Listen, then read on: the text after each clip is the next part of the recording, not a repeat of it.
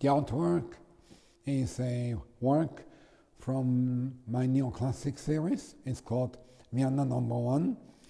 And what I like about it, it's a work that is obscure, and it's in a context of an event that was held in a very, very large Neoclassic building.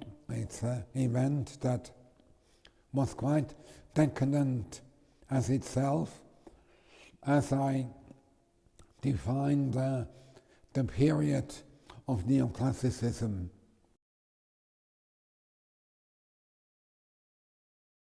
By creating exhibitions, and what I really like in the work that we are doing is to create a dialogue with the public, that the public asks questions. Why are we doing that?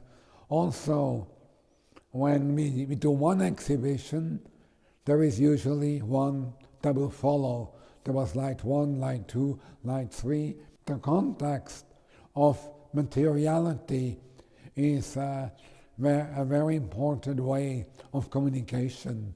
And the kind of message that we want to convey is why are things happening, and why actually political movements of power or religious movements are stemming from certain periods in painting, in art, in communication, because Neoclassicism was a way of communicating by these entities and leaders.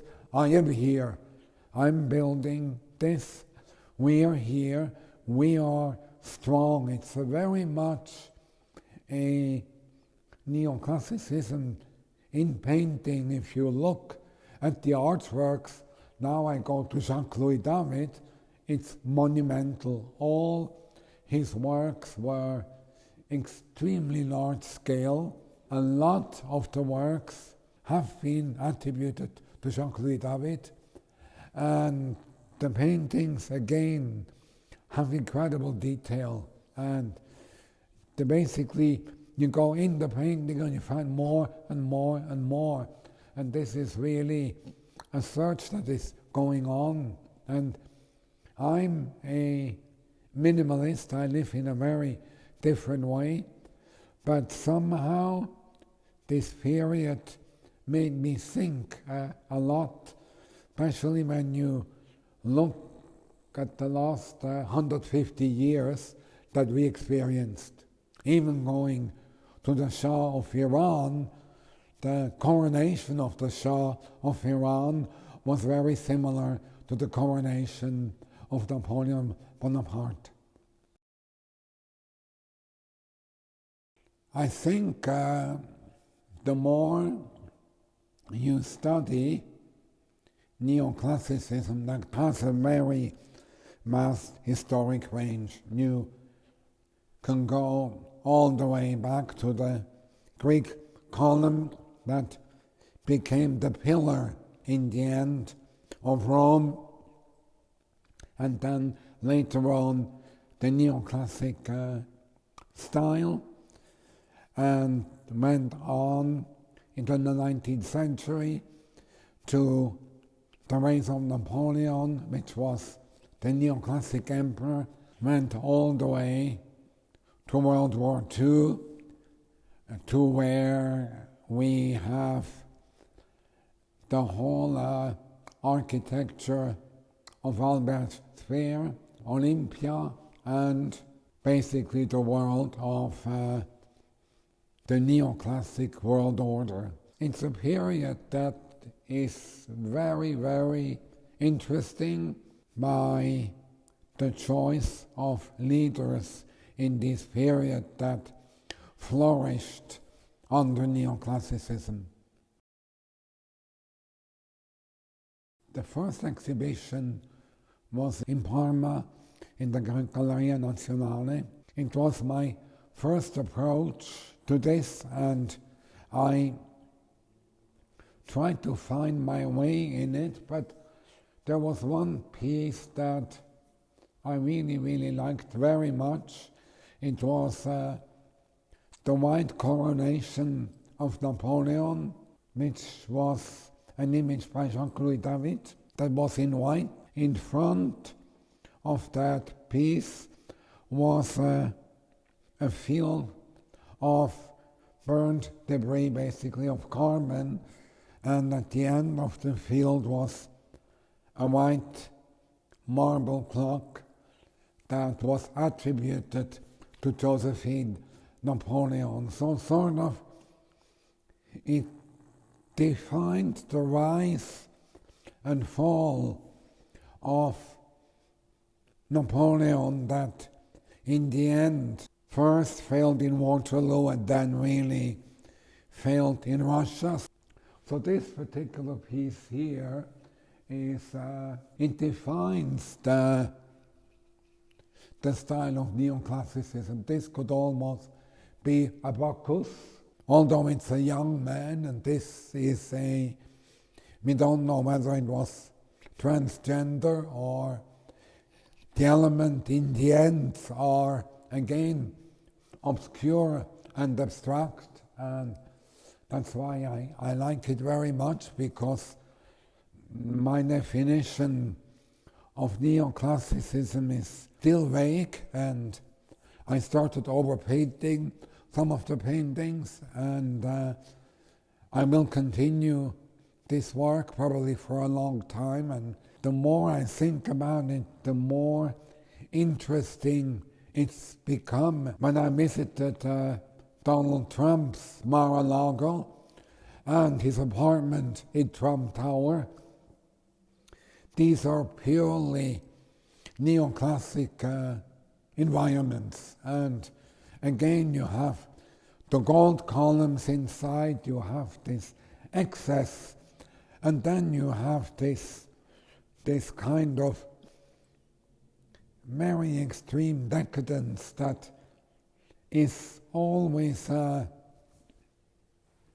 in combination of this period, or they became very, very decadent periods, just like World War I. The fall of that would-be empire that was going all the way to Rome under Mussolini, that also collapsed and entered the gates of the Vatican, makes you really think of why are we holding on to this style, and how can we define that style? So it's something that I started thinking about more and more, also towards the end of the realm of Versace, which was tragic because he was a great collector of neoclassic sculptures that were truly amazing.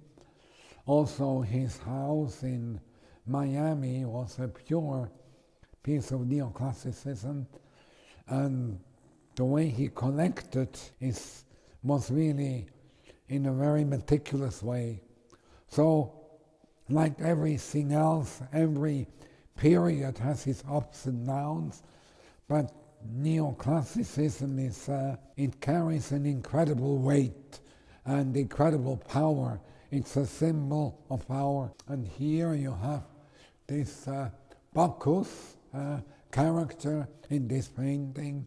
These are shadows that really defines that period. It was a crazy party that lasted until the morning, and these images that I captured became part of this series and of the exhibition. The artwork, I did not print in gold. I did not print it in a bright material, because it's almost like underwater. It's almost, it's blue, it's very neutral, it's almost a haze. And when I think of neoclassicism, it is almost like a haze, because it has so many layers, and this is what I really like about the work. And it's a two photographs I taken during this ball in Vienna that I then combined into one piece, and I printed it at Steidl on raw canvas, and I really loved that work. It really defines more and more the story that I want to tell with these works. This is, like I said, the beginning of the Neoclassic series. There was also a room in that exhibition that was a space representing the Vatican with a hall of the famous gate that above the Vatican, when you look, you see the St. Peter's Dome. So that space was in gold. The ground was filled of gold leaf that was falling off the walls of that cube. It was a very, very beautiful space, because you looked in there, and on the bottom was an image of the cross and the chair of the Holy Siege. The gold falling off the walls and collecting on the ground was really also very indicative of these works. So the next works I will be exploring more is stoneworks from that period, because there are so many materials that have been used and to be collected during the Neoclassic period. Well, this is a very good question, because historical accuracy is something that history is coming from books. So you have 5 books describing the same subject, and it's like reading 5 newspapers in the morning. What I read or what I look at, I try to find my own language to express what I feel in the artworks. And again, as artists, we have this incredible freedom of expression to basically adapt any subject that we want and talk about it and create a dialogue. And that is, I mentioned that many times before, it's really a privilege. And Neoclassicism is, there's so many books and so many artworks and so many pieces of architecture and marvels that have been created from these periods, and great horrors have happened. So it's really finding the right way to show these periods.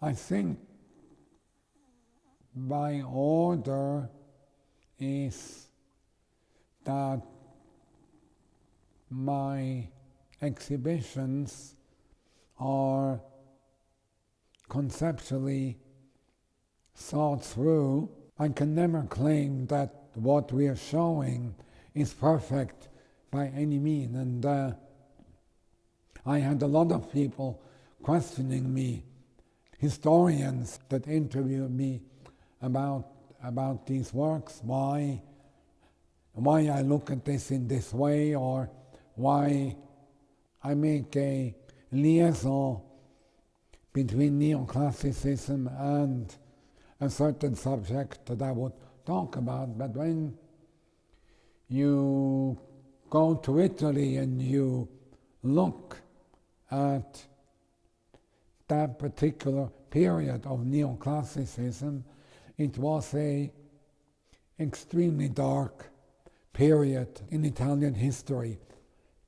Very, very interesting what came right afterwards, because at the end of this period, after the fall of the Third Reich, these incredible stories emerged related to Neoclassicism. One of the most controversial ones is the work of Pier Paolo Pasolini, a film called Salo, the Last Days of Sodom, and it is a very, very disturbing film, a very hard to watch piece of art again the question, how far can we go? And then a more aesthetic but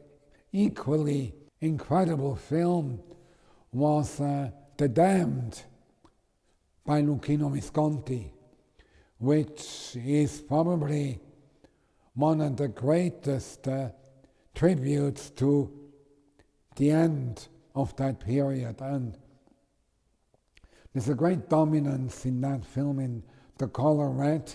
Then you had De Sica.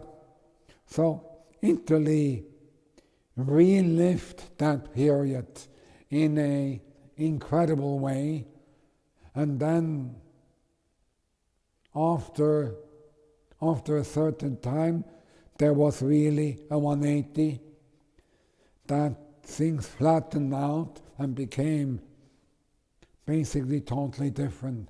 It went to total minimalism and arte povera. This period has incredible strengths, really drives people to create things that again become a dialogue. I don't know many films were so discussed as Salo by Pasolini, which was really, and The Damned of Luchino Visconti, that are purely works attributed to the neoclassic period.